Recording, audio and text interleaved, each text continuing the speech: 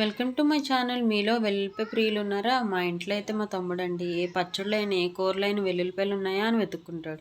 ఇంకెందుకులే వెల్లుల్లిపాయ పచ్చడి పెట్టేద్దామని మా మదర్ నేను డిసైడ్ అయిపోయాం అనమాట. ముందుగా వెల్లుల్లిపాయలు తీసుకొని కొంచెం చింతపండు వేడి నీళ్ళతో వాష్ చేసుకొని పెట్టుకొని వేడి నీళ్ళతో సోక్ చేసుకోవాలి.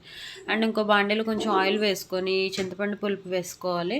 అది వడకట్టు పోసుకొచ్చి మామూలుగా వేసేసిన తర్వాత వడపోద్దామని ఇలా అయ్యాక దింపేసుకోవాలి. తర్వాత వెల్లుల్లిపాయలు నీట్గా తీసుకొని కొన్ని పాడైపోయిన తీసేయాలి. 2 స్పూన్లు మెంతులు, 2 స్పూన్లు ఆవాలు బాగా రోస్ట్ చేసుకోవాలి. తర్వాత ఆయిల్లో మరీ డీప్ ఫ్రై అవసరం లేదండి, కొంచెమే కదా పచ్చడి. కొంచెం ఆయిల్లో ఇది లైట్ బ్రౌనిష్గా వేపుకొని ఆ ఆయిల్ చల్లారిపోయాక అందులోనే ఆ బాండీలోనే కొంచెం వెల్లుల్లిపాయలు ఇప్పుడు వడకడుతున్నామండి. ముందైనా వడకట్టచ్చు, లేకపోతే ఎప్పుడైనా వడకట్టచ్చు. అందులో కొంచెం కారం, ఉప్పు, మనం చింతపండు ఆ పౌడరు చేసుకున్నాం కదండి, ఆ పౌడర్ వేసేసుకొని ఆవాలు మెంతులు పౌడరు, తర్వాత తాలింపులో ఆవాలు వేసుకోవాలి. వెల్లుల్లిపాయ అయితే హెల్త్కి చాలా మంచిది. వెల్లుల్లిపాయ బ్లడ్ క్లాట్స్ రాకుండా, హార్ట్ హెల్త్కి, హార్ట్ స్ట్రోక్స్ రాకుండా చాలా అంటే చాలా మంచిది. డైలీ కన్జ్యూమ్ చేస్తే చాలా మంచిది. కంపల్సరీ దీన్ని పచ్చివైనా మనం తినగలిగితే తినేయచ్చండి, ఏదో ఒక విధంగా తీసుకోవాలి. మీకు నచ్చిందా అయితే లైక్ చేయండి. అమ్మ పెట్టిన ముద్ద లాస్ట్ ముద్ద పచ్చడి చాలా బాగుంటుంది కదా. Thanks for watching.